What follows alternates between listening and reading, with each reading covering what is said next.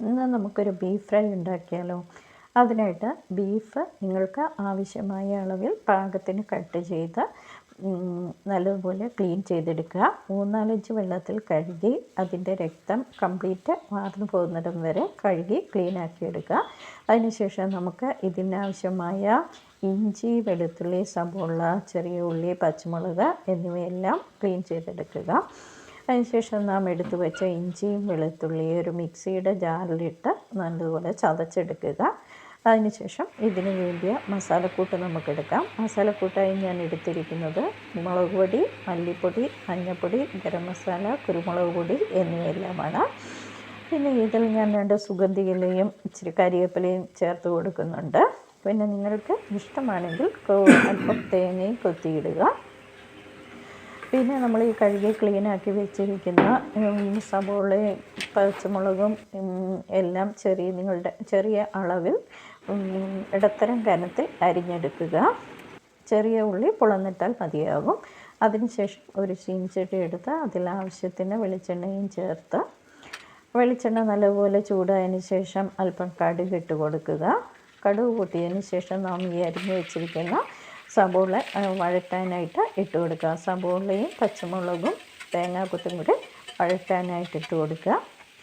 അത് പെട്ടെന്ന് വഴന്ന് കിട്ടുന്നതിനായിട്ട് നാം അതിലൽപ്പം ഉപ്പ് ചേർത്ത് കൊടുക്കുക. സബോള കുറച്ച് വഴന്നതിന് ശേഷം നാം ചതച്ച് വെച്ചിരിക്കുന്ന ഇഞ്ചിയും വെളുത്തുള്ളിയും കൂടെ അതിലോട്ട് ചേർത്ത് കൊടുക്കുക.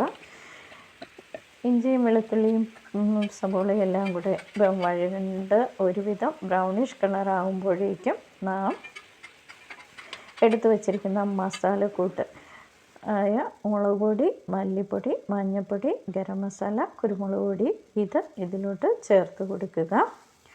സിമ്മിലിട്ട് വേണം ഈ മസാലക്കൂട്ട് ചേർത്ത് കൊടുക്കാൻ, അല്ലെങ്കിൽ പെട്ടെന്ന് കരിഞ്ഞു പോകാൻ സാധ്യതയുണ്ട്. അതിന് ഇത് നല്ലതുപോലെ ഇളക്കി അതിൻ്റെ ഈ മസാലക്കൂട്ടിൻ്റെ എല്ലാം പച്ച മണം മാറുന്നത് വരെ ഇളക്കി കൊടുക്കുക.